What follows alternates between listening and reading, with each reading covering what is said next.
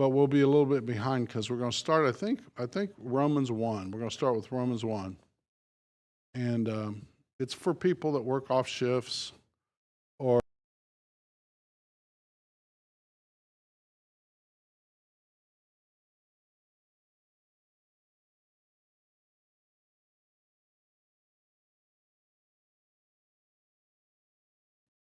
hopefully it'll be more convenient for some people.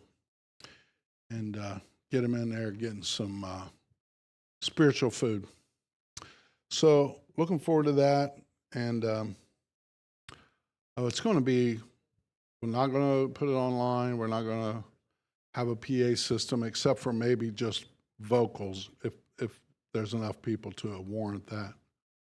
And then we might even, calling it unplugged, I'm going to try to encourage people to just put their phones not only in their pocket, but have little boxes on the table. It's your box, your phone, but put your phone in the box just as a, like, unplug, disconnect, because we're connected. See, look, I'm connected. Look, we're connected. I'm connected. Let's disconnect. Want to? It'll be fun. I think Jesus will like it. So I'm looking forward to that. That'll be fun. And tonight we're in chapter 10 of Genesis. And so far we've covered up to the flood, Noah got off the boat, ship. And now we're looking at the table. This is called the Table of Nations. So nations here is they weren't nations at this time. They weren't countries with a flag and a king, but nations in the sense of the word, like peoples, one language, one area. You know, a lot of in early times, natural boundaries ended up being the boundaries of nations, like a mountain range or a lake or a sea. So that was the original kind of boundaries between these nations. And it's really cool as we're going to go through here. This is the only thing we're going to do tonight. A lot of names, but I've got information on a lot of these names. That's cool. Some of them are undeniable. They're just so cool. And some of them, you know, it's Christian scholars who said, this guy, his name is this city. This city today derives its name from this guy. And of course, you've got like historians, secular historians, I guess you'd say. No. But non-believing historians saying, no, that's not right. But believing Christians, historians, connected these. And I read a book by a guy named Bill Taylor. What was that? And it was something about tracing the kings of Europe to the Bible.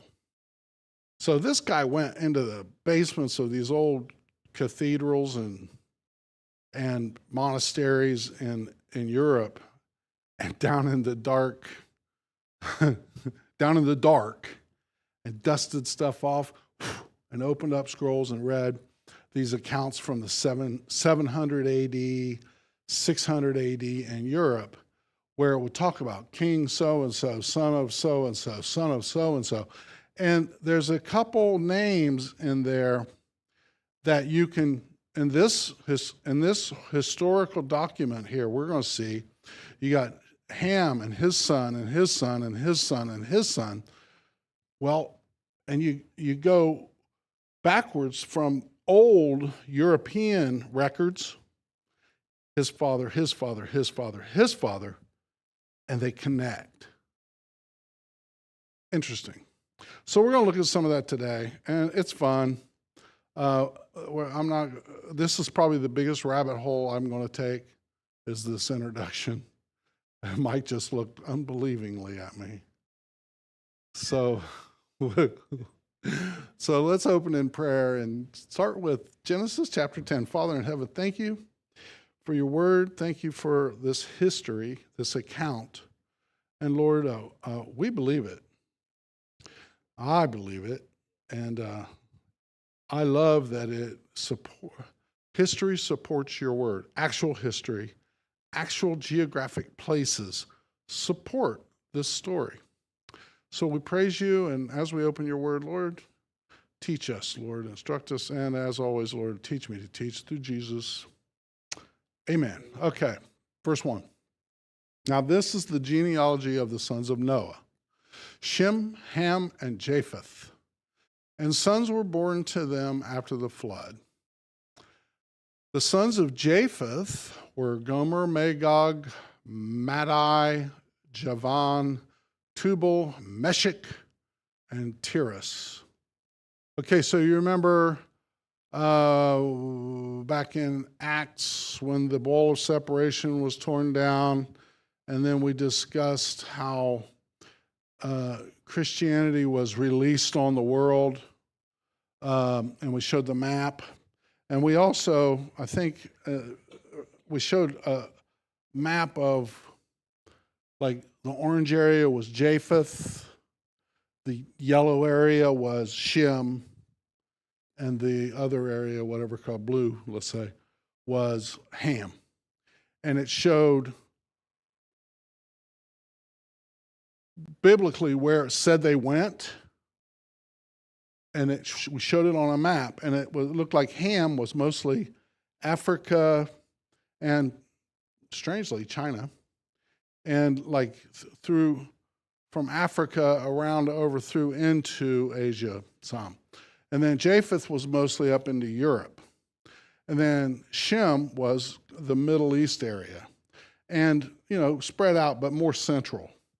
And so how those tribes here formed the basis for that map historically, okay? So Japheth was more European. We covered that. Was that last week?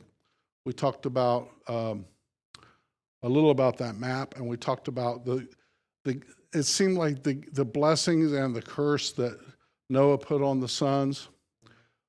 Japheth would dwell in the house of Shem. Shem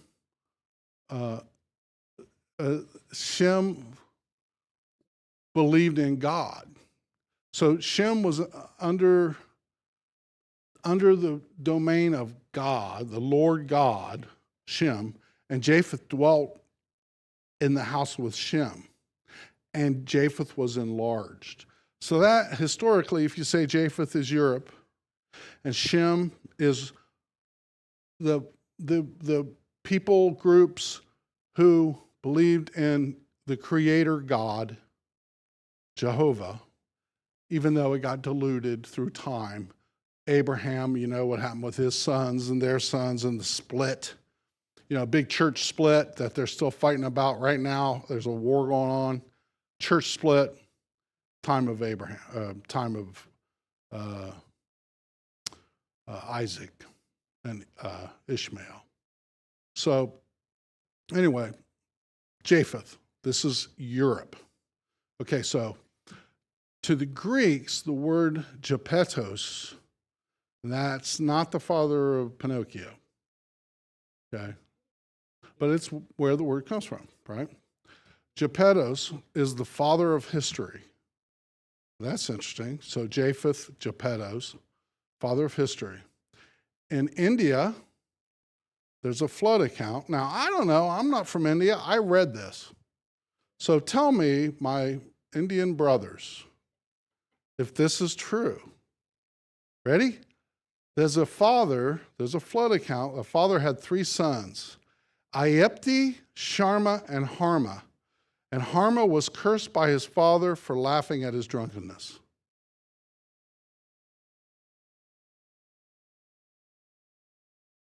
There's a story like that. And those names, Ayepti, a lot of languages will take a J and turn it into a Y or an I, okay? And we'll see that more here. So that word is Iepti. Instead of Japheth, it's I with PTI on the end. And then Shem would be Sharma, and Ham would be Harma. And Harma was cursed by his father for laughing at his drunkenness. Okay, so that's a parallel. These ancient accounts that people would call mythology or lore, folklore, have biblical roots, okay? Historically biblical roots. Indo-European lineage, that's Japheth, they all trace their ancestry back to Japheth. That's historically, not just because of the Bible. Like what we said about the Greeks. Geppetto's father is the father of history to the Greeks. Okay? Now the sons of Japheth. Magog, right? That's verse 2. The sons, Gomer, Magog, Madai, Javan, Tubal, Meshach, and Tiras. Magog is in Ezekiel 38, and it refers to Russia. So all these guys are Bible prophecies guys. Look at Magog in the Old Testament and Bible prophecy, and that's Russia, okay? Russia, it's the early Scythians, okay? Now, the original, anybody ever seen pictures of the original Great Wall of China? So the Great Wall of China is this big stone wall that you can ride horses across the top of. And it goes, 800 miles or something like that? You can see it from the moon. Well, there's actually more to it, but it's kind of a pile of dirt with some rocks on it, like the original. And that would be, it was known as the Wall of Magog to keep the Scythians out. And I'm not saying that, because it was originally, the original wall, the wall we know, was to keep the Mongolians out, right? Because they were horsemen, hordes of horsemen just rampaging, you know? So that was the wall we're familiar with, but that original wall was called the Wall of Magog to keep the Scythians, the Russians, out. Okay, and if Trump had been elected back then, buddy, they would have had the Wall of Magog built. It would have been done. Whatever. Okay, the Wall of Magog. Keep the Russians out. That is not a political commentary. That was a Christian joke. Tubal. There's a city in Russia called Tobolsk. Ancient city. People think the name of Tobolsk, they got their name from Tubal. And so, rabbit holes. No. Meshach. I'm going to go on some rabbit holes. Meshach, Ezekiel 38. Christian historians, say that the city of Moscow, and I read this once, where it said Moscow was previously known as this. There's still a place in Moscow called this, and it derives its name from Meshach. Moscow in Russia, Meshach. Okay? Madai. Now, these are the Medes. So who are the Medes? Remember the Medo-Persian Empire? Darius and Cyrus the Great, Darius. And the Medes are of the sons of Japheth. Okay, Medo-Persian Empire. So the Persians were, a lot of people think like Persia is Iran, right? A lot of people think that the Persians, the Iranians are Arab. They're not. They're not. They're descendants of Japheth, not Shem. Now, there are some, because of the way, like we've already talked about diaspora, where you invade. It's kind of weird. America's kind of in reverse diaspora. And that is a political commentary. But what they would do is Babylon would go into Israel. So if you want peaceful Israel after you invade and take over, you take all their leaders and you ship them here and here and here. You take all their rich people and ship them there, there, and there. And then the people that are left, they don't have the leaders, they don't have the educated people, they don't have the money. So then you can send your leaders and your educated people, your religion, and it's more peaceful because it keeps things, the riots down, you know what I mean? Especially if they're fed, they're getting everything they need, they don't care. So in America right now, if the numbers are true, 21 million people crossing the border, and that's the conservative number is like 16 million people. But they're from all over the world. They don't speak the language. They're different religious groups. They have different cultures. So it's kind of like a reverse diaspora. You know, you take people from disbursement, diaspora, dispersing. So you can take America, which always has been a melting pot, but not to the nth degree like it is now. And you know, we would have the Italians and the Germans and the Irish and, people from India and people from China, all through the American history, people have settled in America and kind of blended into the culture. They actually contributed to that's why our culture is the way it is today, that melting pot. But there never was a time when, like what's happening in Springfield, whatever's happening, you got 50,000 people and you add 20,000 people to it. That is a recipe for chaos. And so it's the same thing if you take a nation like America, 400 million, 370 million, something like that? 370-ish. And you add 20 million, that's like 9%. There's 8%. That's a lot. And that is a recipe for chaos. So it's kind of a reverse diet. Instead of taking Americans and shipping them off, they're just shipping everybody here, So if you're wondering what's going on, it looks like reverse diaspora. Okay, so that was a political commentary there. I didn't say what I think about it. I didn't say who to vote for. Okay, so where are we at here? Meshech, Madai, Medes, Medo-Persians, that's how we got into diaspora.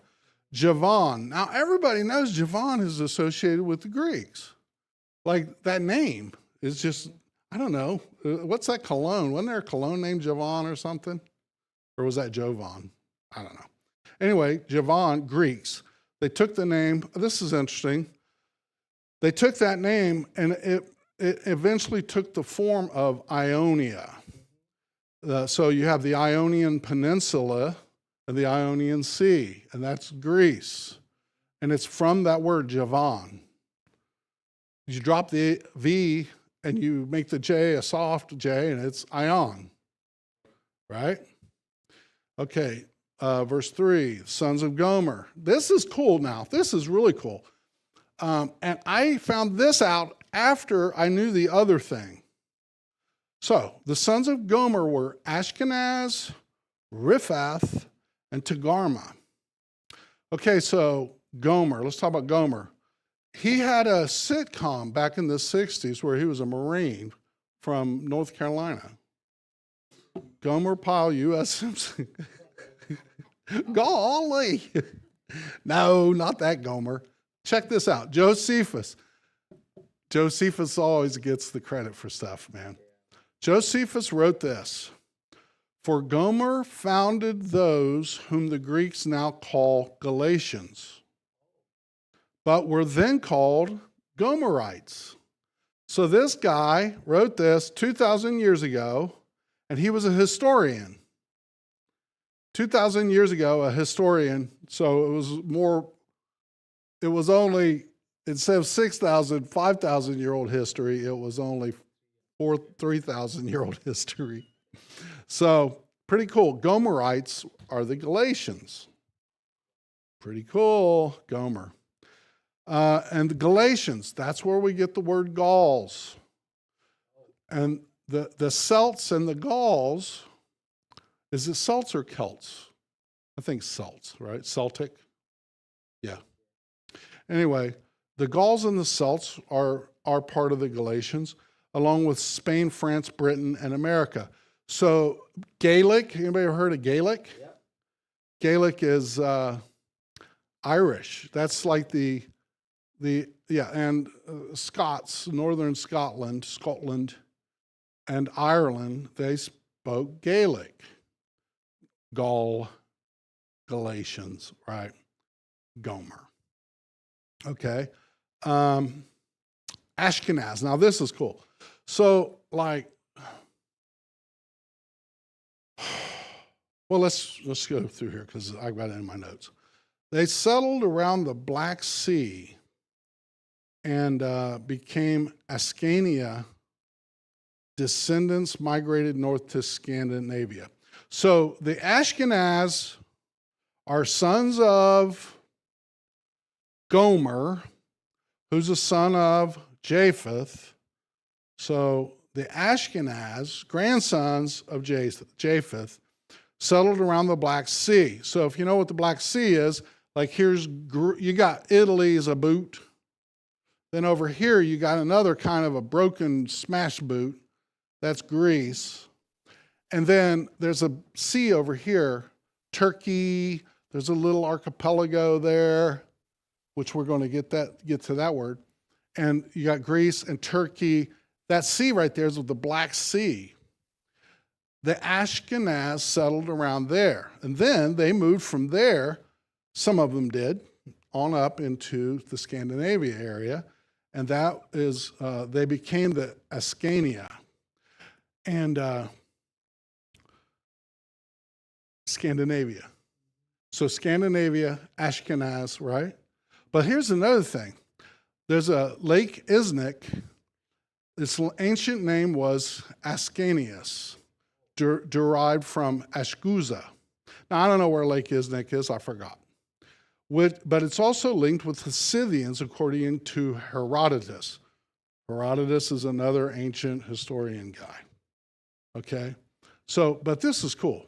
Eastern European Jews are known as Ashkenazi. Ashkenaz. They're still known as Ashkenazi today. And that's not because they're descendants of Ashkenaz. It's because they settled in that area around the Black Sea. Okay, that is Eastern European Jews. But the Western European Jews are known as, anybody know the answer to that? There's two groups of Jews in Europe. And they came from when Rome went in and destroyed Israel, destroyed the temple, 70 AD, diaspora, Jews ran, and where did they go? North into Europe. Some of them went, like if here's Israel, some of them went over here, some of them went over here. Okay, these are the Ashkenaz around the Black Sea. These are the Sephardic. You ever heard that phrase, Sephardic Jews? Look it up. So the Ashkenaz, or Ashkenazi, because they went to that area where Ashkenaz went. So this is real history, real names related to this. Does that make this real? I think so. So pretty cool, Ashkenazi. And because here's what got me into that. I was reading something, I don't know, it's probably when I first started going to church and I started reading different things. And I saw this where this Jew was an Ashkenazi. And I was like, why would a Jew have the word Nazi in his name? Ashkenazi, N-A-Z-I on the end. Why would the type of Jew, have the name Nazi in their name? So I started looking it up. Here. You know, that was before I even cared about all that stuff. Okay, Riphath. This is another son. Central Europe. See all these guys, Japheth's sons, Europe, right? Eastern Europe, Western Europe, Northern Europe. Okay, Riphaean Mountains near the northern Poland border. Okay, also thought to be the word that Europe derived its name from. So if you take Riphath and you add the Euro part, it's Eureph. Drop the ath and add the Eura. And that's like Euroclydon. Remember Euroclydon, that story? This sounds like a dinosaur, like a Tyrannosaurus, a Euroclydon, you know. But so a lot of people think that's where Europe got its name from. And there's a breakdown that I've read where it says this became this. And that's what, it's cool. It's in that book, Bill Smith, tracing the European kings back to the Bible, that book. I'll find it. I think I even downloaded it. It's on my computer somewhere. But I'll find that. But it's got the breakdown of how these words, you know, when you take a Hebrew word and you go north with that word and it becomes Scythian, how it changes the word. And when the Scythians go north into Scandinavia, how that word changed. You know, it's pretty cool. I mean, this word is this word, even though they really don't sound much like each other. All right, so Togarma. Ancestors of modern Turks and Armenians migrated to southern Germany. Togarma thought to be the root of the word German.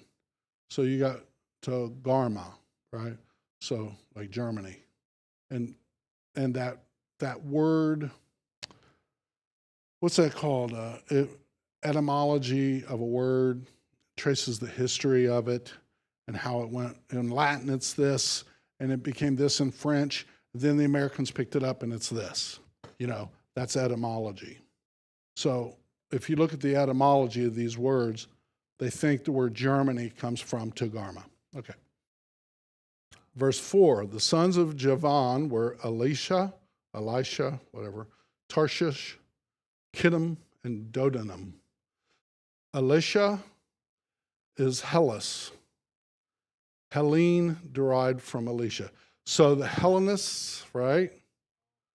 That's real Greek, right?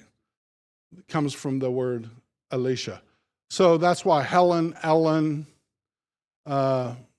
Elena, you know, they're all this from the same root. So Elisha, Hellas, Helena, you got an H and you don't have an H, right? Tarshish, that's Spain. As far as you could go is what Jonah thought, right? When he was getting on the boat to Tarshish. That's as far as he could go. Some think it may be Britain. So he might have been going to Britain to get out of God's way. Like, I'd rather go and deal with those guys. Okay. Kittim, that's Cyprus. Dodanim, another son of Javan, the Black Sea area, and that's where we were talking about. Here's the boot, here's the squashed boot, Greece, and then here's the Black Sea, and then there's Dodanim moved up into that area. Okay, and that's called the Dardanelles, Dodanim, Dardanelles. There's an area called the Dardanelles there, okay? Verse 5, from these, wow, this is not going to be fast. Mike, I'm sorry, Mike, I busted your bubble. From these, the coastland peoples of the Gentiles were separated into their lands, everyone according to his language, according to their families, into their nations. The sons of Ham were Cush, Mizraim, Put, and Canaan. Now we all know, or should know, Mizraim is Egypt. That's all over the Old Testament. Mizraim, Mizraim, Mizraim. That's Egypt. Okay? Ham, now this I talked about when I was talking about slavery a few weeks ago. The ancient civilizations, all of them were Hamitic. Egypt, Babylon, Aztec, they're saying Aztec and Mayan. I think they're drawing some conclusions there because we still don't know for sure how they got there. How the Mayans and Aztecs got there. So let's not add them to the list. Even though they got pyramids just like just like Egypt. Even though if you look at their art, has anybody seen the stone head statues? Not Easter Island, not those. But these stone head statues down in the Mayan, is it the Mayan or the Aztec ruins? But it looks like an African. Has anybody seen that? You don't think about it being an African because it's in the middle of South America, but it is an African head. And it's all over their art. It was one of their, one of their gods. And it's African. And maybe that's where they got it. Because that dude, if you go to South America and you see that big 10-foot tall head, you go, that is an African. And it's in South America. Anyway, that may be where they drew the line, huh?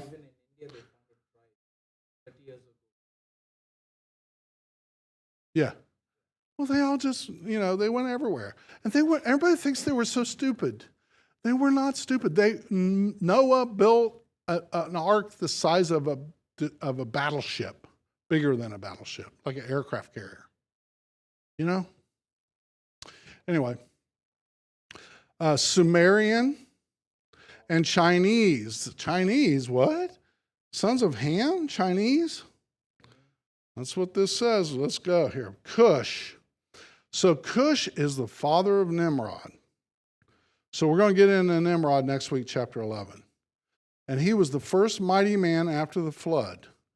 And actually, in the Bible, it says he was a mighty hunter before the Lord. He was the founder of Babel and the city of Nineveh. Now, people don't really usually accept that he was a founder of Nineveh.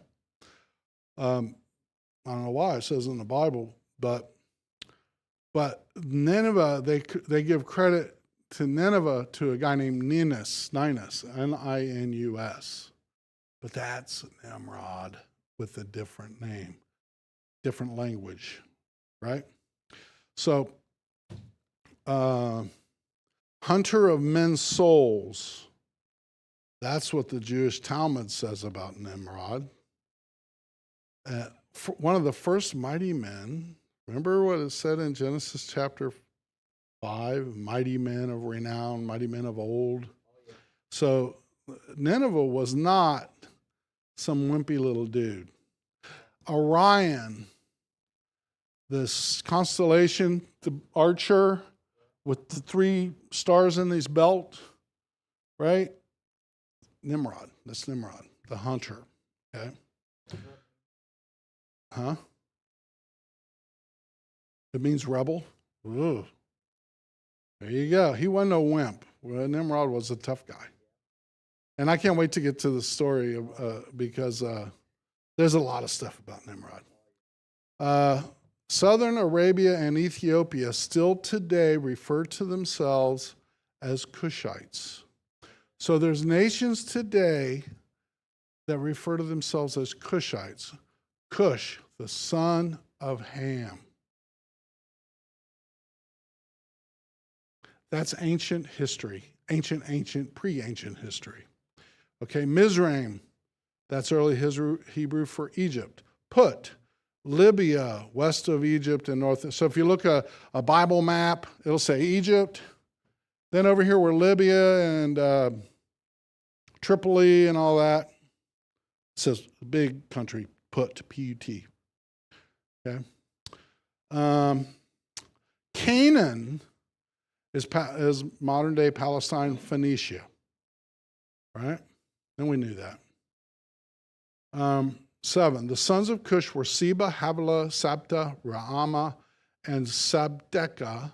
The sons of Raama were Sheba and Dedan. Cush, verse 8. Cush begot Nimrod. He began to be a mighty one on the earth. Okay? Mighty men here, sounds like it was Genesis 6. Mighty men of old, sons of God, the Rephaim. Now, I'm not saying that Nimrod was a Rephaim, but it's strange that he was referred to in Genesis as a mighty man, and then before it was talking about mighty men of old. Okay, so maybe there was something going with Nimrod because, yeah, he did some stuff. He was like the first Antichrist. You know, people don't realize how many of those guys there have been. Okay. Nimrod introduced a perverted form of religion into the world. Nimrod, you break it down, it became Mrod, M-R-O-D, and that became Marduk, that pagan god, the solar calf. You see the calf, remember the golden calf? Why did they build the golden calf in the middle of the desert? You know, in the wilderness while Moses was up on getting the 10 Commandments, they built a golden calf. Why did Israel build 2 golden calves in the northern kingdom so the people didn't have to go down to Israel to worship? You know what I'm talking about? 2 gold. Why? I always wonder why. Well, it's because Nimrod was worshipped as a god, the solar calf. What's the solar calf? We've all seen it. Watch a movie and you'll see a calf, a gold calf, and it's got horns on it, so it's a bull. But between its horns, there's a big gold disc, like the moon, a solar calf. Okay? And there's a connection with Allah and moon worship. I'm just saying. And we'll break that down another time. He was a mighty hunter before the Lord, verse 9. Therefore it is said, like Nimrod, the mighty hunter before the Lord, and the beginning of his kingdom was Babel, Erech, Akkad, Calneh, in the land of Shinar. And Shinar is Shunar, Shumar, Sumerian. Okay, so remember we were talking about the first slaves? It was under Nimrod, the Akkadian and Sumerian kingdoms were combined because they were both mighty warring machines. And they went out, and that's, some nations planted, they were wealthy because of their mines. They were wealthy because of their fertile land. They were wealthy because they were shipping ports. But there's some nations that became wealthy and powerful by killing the next nation over and taking their stuff. And that's what these guys did. Akkad, Acadia, and Shinar, Sumerian, joined forces and started enslaving everyone that they took. If they went into your nation, they would enslave these guys, enslave those people, leave some people there. Of course, they wouldn't enslave them all because, then you don't get any wheat or whatever. But enslaving, that's where slavery comes from. And Google first slaves. It'll say something like 1670, some black guys from Africa. But that's not true. Man has been doing this since they got off the boat. Okay? It's because why? Because all have sinned and fallen short of the glory of God. That's why. It's not because white guys are terrible. All of us are terrible. That's it. We're all terrible. So give somebody a hug. They need it. Rabbit hole. Mike's over there going, no, he's doing good over here, actually. You like this stuff, don't you?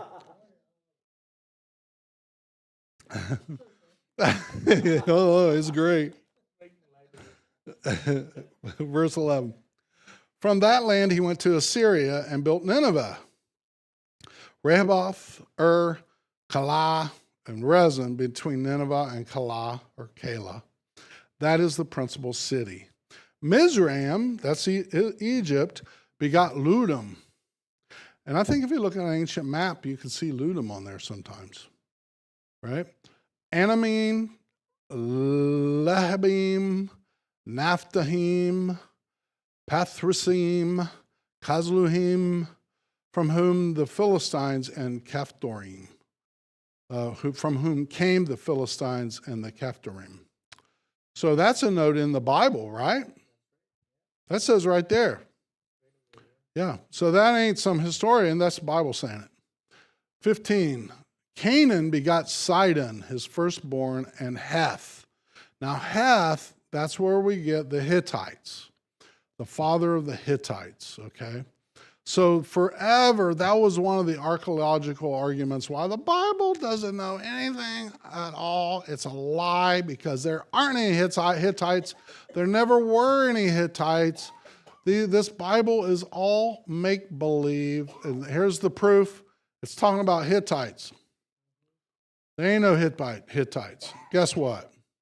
They found some Hittites. And now, like I think it was in 1986, they accepted the Hittite ruins that they found, like a bunch of them. They're cool too. Into the, I think it's called UNESCO. It's a worldwide organization that protects these ancient sites, right? The Hittite ruins were accepted into that in 1986. But before that, there's no such thing. The Bible's a lie. Well, here's some Hittites for you. Oh, well, still it's a lie, but we accept the Hittites. Okay. How did I get to be a pastor? God has a sense of humor, I'm telling you. This is so fun. I'll tell you what, Romans chapter 2 wasn't fun. That will beat you down and break you in half. But chapter 3 fixes it. Break you down and build you up. All right. Verse 16, the Jebusite, Amorite, and Girgashite, the Hivite, the Urkite, and the Sinite. Now, the Kettai, Hebrew form of the word Hittite, okay, and Sinite, right there in verse 16, migrated. So the Hittites and the Sinites migrated and settled in China. Okay, so the Hittites and the Sinites migrated and settled in China. And that's why if you look at a map from the 1800s, that was like some kind of not a geographical map, but like a map of war or a map of like ambassador relations and stuff. And it would have, or treaties back in the 1800s. It would say I should have looked up some of them, but it would say like the Nippon Sino Accord, for example. I just made that up, okay? But the Nippon was a word used for talking about Japan. Nipponese, you ever heard of that, right? Anybody? And Sino, S-I-N-O, was talking about China. So the Nipponese Sino Accord or peace talks or war or whatever means China and Japan. So China has been known as Sino, S-I-N-O, forever. And it's from this guy right here, the Sinites. Okay? So in the 70s, there was the Sino-Soviet rivalry. That's the Chinese and the Russians rivalry spread across Africa and the Middle East. So they must have been imperialistically trying to spread communism throughout the Middle East and Africa. Okay? Verse 18, the Arvadite, the Zimmerite, and the Hamathite. And okay. Anyway, that's in the 70s, Sino-Soviet, reference to China. And this guy, Sinite, his people went to that area. So it's like connect the dots. Verse 18, the Arvadite, the Zemarite, the Hamathite. Afterward, families of the Canaanites were dispersed. Okay. And the border of the Canaanites was from Sidon as you go toward Gerar as far as Gaza. Then as you go towards Sodom and Gomorrah, Admah and Zeboim as far as Lasha.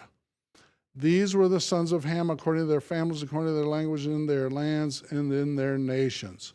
Okay, so it wrapped up there with the let's see.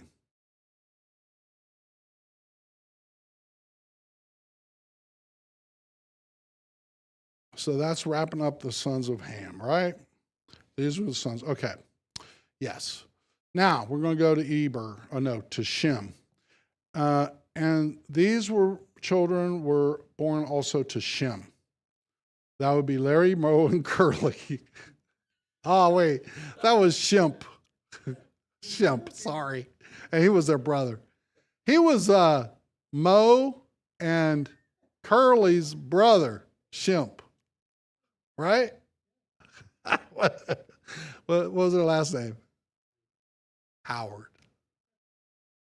Mo, Curly, and Shemp Howard. Oh, Three Stooges. Okay. And children were born to Shem, the father of all the children of Eber. Now, Eber's cool. The brother of Japheth the elder. Okay. So Eber they think that's where the word Hebrew came from. Eber. All right. So, Abraham was an Eberite.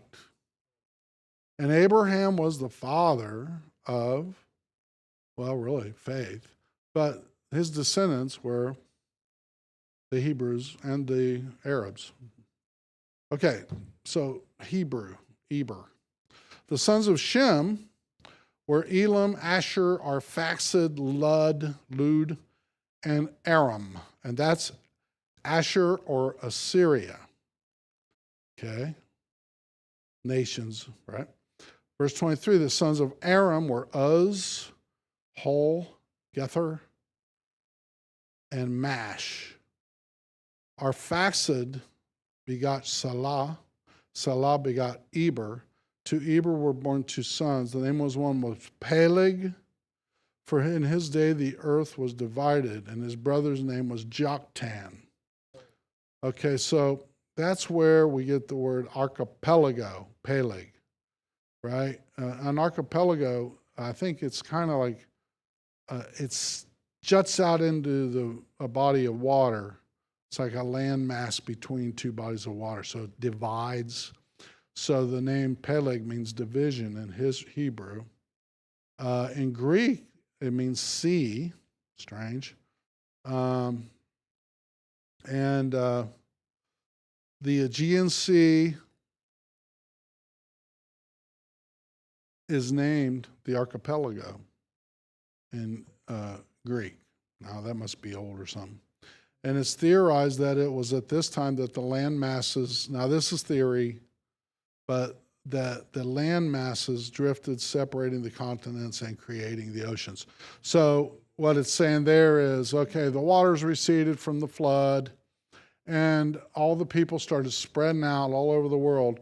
But for that time period, the tectonic plates were still moving around, trying to find, settle down.